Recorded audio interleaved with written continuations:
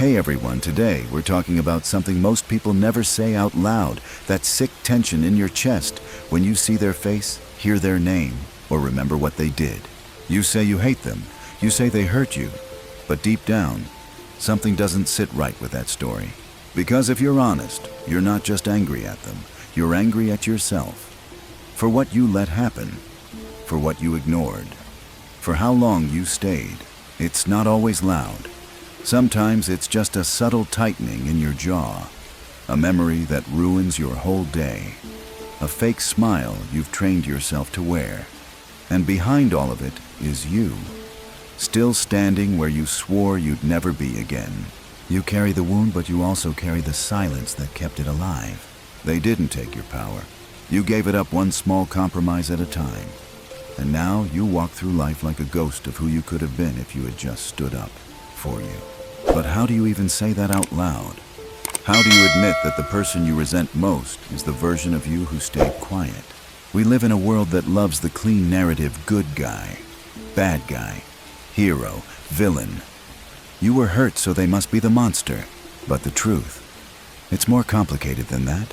The truth is, you knew the red flags. You heard the warnings. You felt your stomach drop when they crossed your line, and you smiled through it anyway. Why? Because you were afraid. Afraid of conflict. Afraid of being alone. Afraid of losing something that felt like love. So you let it slide. You forgave before they apologized. You accepted crumbs and called it kindness. And now, years later, you hate them. But what if you actually resent the part of you that let it happen? That's the real war. It's not between you and them. It's inside of you, between the self you betrayed and the self that wants justice.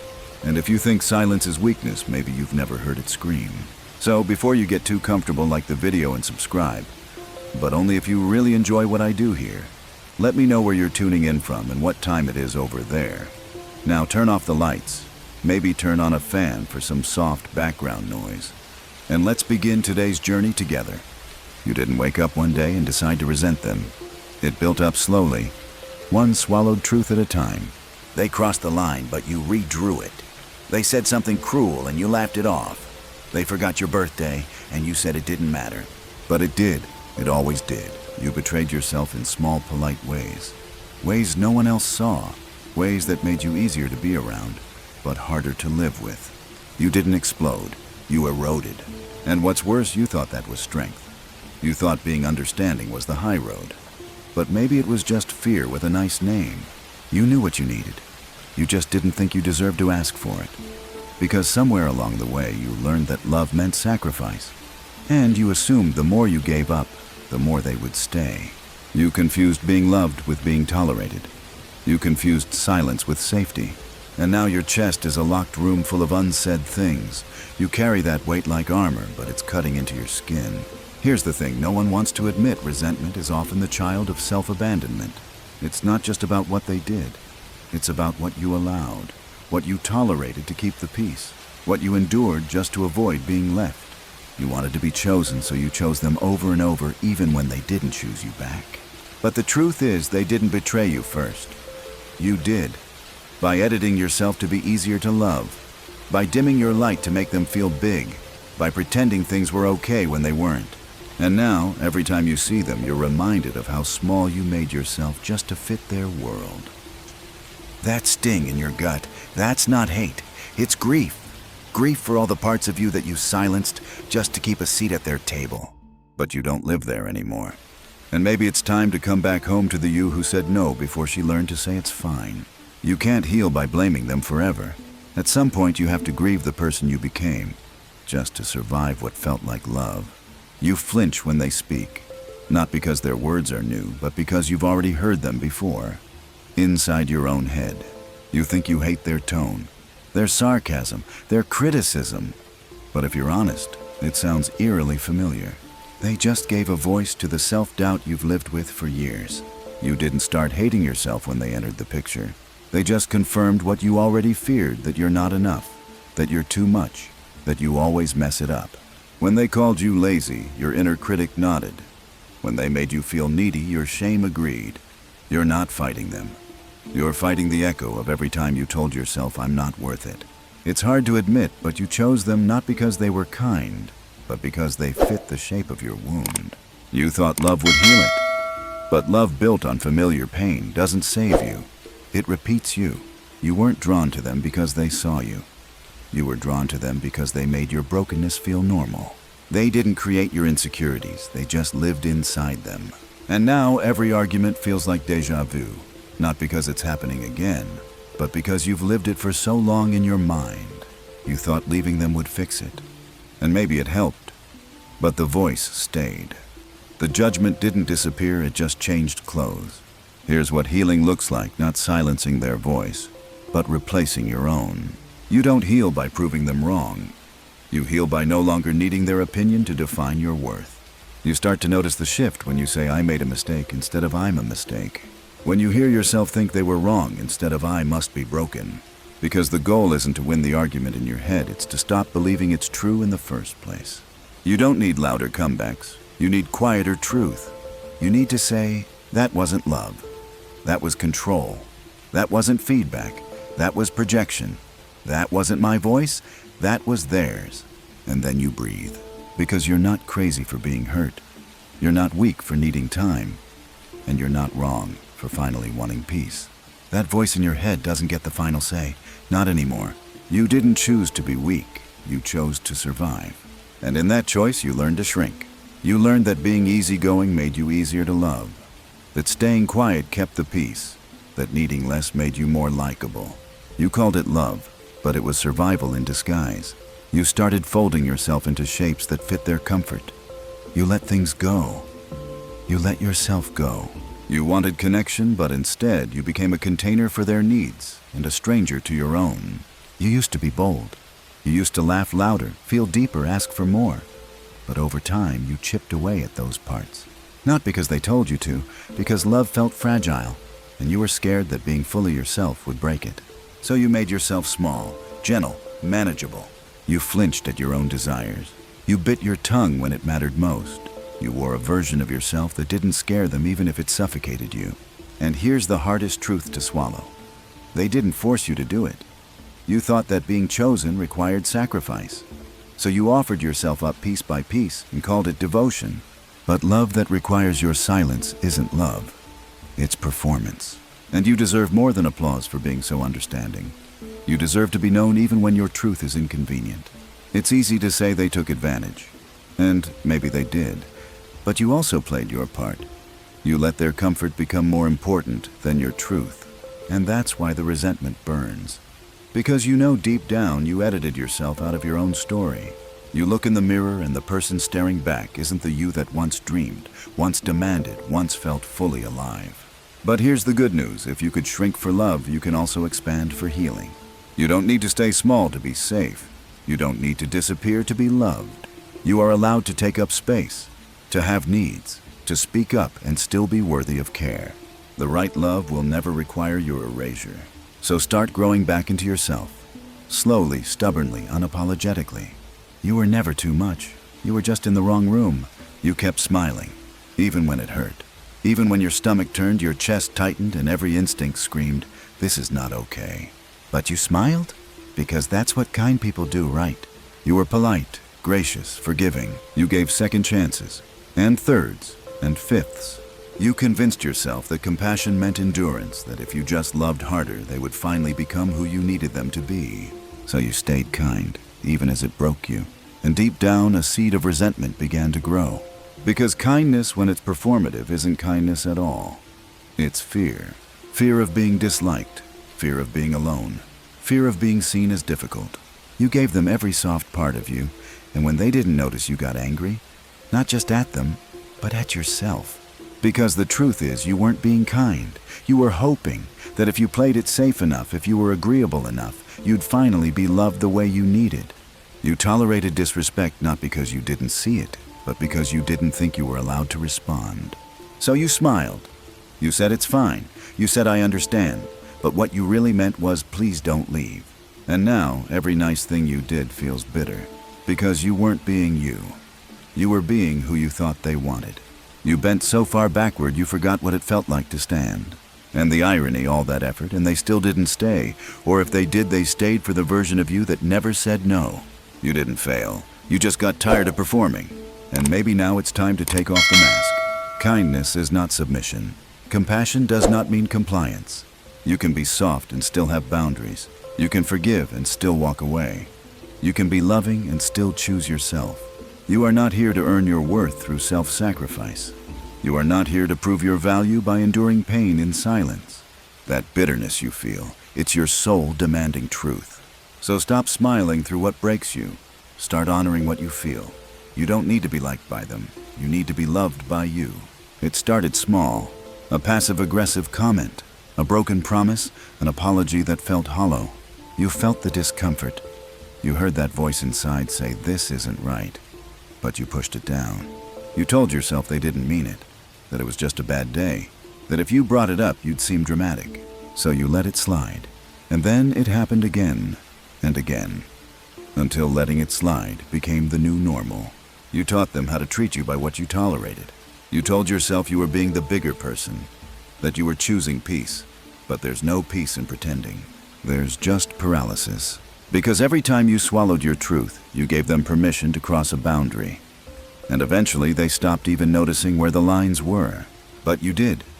Your body noticed. That tightness in your chest, the knot in your stomach, the restless sleep. That wasn't anxiety. That was self-betrayal whispering, "You're not safe here." But you stayed, because the trap wasn't them. It was the belief that speaking up would cost you everything, that conflict meant collapse, that honesty would equal abandonment. So you chose silence, you chose endurance, you chose comfort over clarity, and now you feel trapped. Not just by them, but by the version of you that never said stop. The hard truth is this: what you don't confront becomes your cage. You weren't a prisoner of their actions. You were a prisoner of your own avoidance. And it's okay. Because you did what you had to do to survive. You stayed quiet because you were scared. And that fear was real. But you're not that version of yourself anymore. You've seen too much, felt too much, lost too much. And now you get to draw the line again. This time not out of fear, but out of truth. You're allowed to say that hurt. You're allowed to say that's not okay. You're allowed to say no more. And if they leave, let them. Because the people who truly love you won't need you to disappear to stay close. You don't need to let anything else slide. You need to rise. You think you're angry at them. And maybe you are. But underneath that heat, there's something colder, heavier, more familiar. It's not just rage, it's protection. A shield you built when boundaries felt too dangerous to set. Resentment is how your body remembers every time your voice was silenced. Every time your needs were dismissed. Every time your presence felt optional. You didn't learn to resent them overnight. You learned it the hard way by being kind and getting hurt, by being available and getting ignored, by being honest and getting punished. So now instead of risking that pain again, you stay behind the wall. You roll your eyes, you distance yourself. You replay their mistakes in your mind like armor. But here's the thing, resentment doesn't mean you're cruel. It means you were never allowed to grieve. You never got to mourn what they took, what they overlooked, what they couldn't give you. So now your anger feels holy. Because in a way, it's the only thing that still knows what you deserved. But holding on to it hurts. Not them, you. They go on with their lives. But you stay locked in the past, reliving a story that never ends differently. And I know for a while that anger kept you standing. It kept you from crawling back. It reminded you that your pain was real. But now you don't need it like you used to. You don't have to prove you were right. You don't have to rehash the past just to feel seen. You are allowed to release the anger without excusing what happened. You are allowed to move forward without making peace with them as long as you make peace with yourself. Because resentment isn't power, it's pain in disguise, and you deserve more than pain. You deserve freedom. And that begins the moment you say, "I don't need to carry this anymore." Let go not because they're worthy of forgiveness, but because you are worthy of healing. It's easy to say they were toxic, that they were selfish, that they never loved you the right way. And maybe all of that is true. But look deeper and you'll find something harder to face. You didn't just resent what they did, you resented what it revealed. Because the truth is they mirrored parts of you you've tried to bury. Your need for control, your fear of abandonment, your longing to be chosen no matter the cost. When they ignored you, it reminded you of all the times you ignored yourself. When they lied, you remembered the lies you told yourself just to stay. You hated the manipulation, but you also hated how easily you went along with it. You hated their silence, but you also hated how you never spoke up. That's what makes it so hard. They weren't just cruel, they were familiar. You saw yourself the shadow side, the wounds you didn't want to name, and that's the part you really resent. Not just them, but the fact that being with them made you face a version of you didn't want to believe still existed. The desperate one. The one who would rather be wrong than be alone. The one who settled not out of weakness, but out of hope. You didn't know it at the time, but your relationship with them was a mirror, a reflection of your most hidden stories, your deepest fears, your most fragile needs. And now that they're gone, the mirror is still there, still showing you what needs healing, what needs loving, what needs to finally come home. You don't need to fight the mirror. You need to see it and ask, what part of me did they wake up? And how can I care for that part now without shame? Because they weren't your punishment. They were your teacher. Painful, uninvited, but revealing. You don't have to admire the lesson. You just have to learn it. And then walk away from the mirror. Not with more judgment, but with more self-compassion. Because healing isn't about proving you're better than who you used to be. It's about seeing yourself clearly, completely, and choosing to love what's real. There's a moment most people avoid their whole lives. It's not the breakup, not the argument, not even the silence afterward. It's the mirror, the one that doesn't lie, the one that shows you who you became while you were trying to be loved. And it takes real courage to look at that version of you not with shame, but with understanding. To say that was me. I did that. I stayed. I gave in. I lost myself. Because for a long time you needed to believe they were the only problem. That if they had changed, everything would have been fine. But deep down you know better. You stayed when your body said run.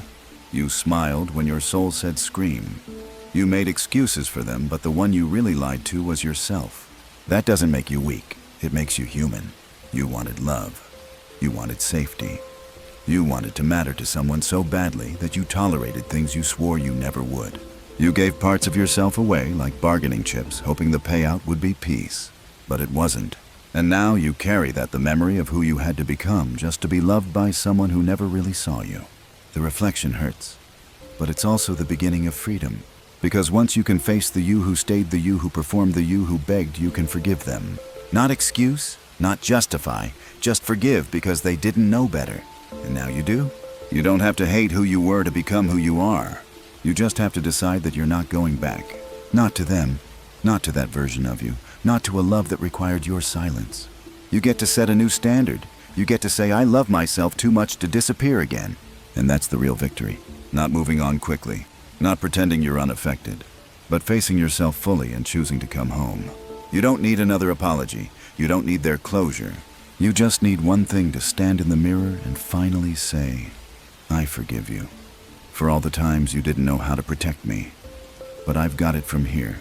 You've been waiting for the moment when it all makes sense. When the pain has a clear reason. When they come back and explain everything. When you feel whole again. But that moment isn't coming. Because you're waiting for the wrong thing. You think you need closure from them, but what you really need is to let go of the lie that this was ever about them. They were the chapter, not the whole book. You told yourself a story that if you had been better, they would have stayed. That if you had said less, given more, smiled wider, they would have finally loved you the right way. But that story is a trap. One that keeps you chasing ghosts and blaming yourself for someone else's emptiness. Let go of it. Let go of the idea that their treatment of you was ever about your worth. Let go of the belief that love must be earned by shrinking. Let go of the performance, the pretending, the hope that if you're just good enough, it won't happen again. Because here's the truth. You were always enough. They just weren't capable of meeting you there. And no amount of rehashing the past will change that. Healing isn't a grand gesture. It's a quiet refusal to keep abandoning yourself. It's waking up and choosing not to check their page, not to send that text, not to replay the same scene in your head. It's learning to sit with the emptiness they left and not try to fill it with more of them.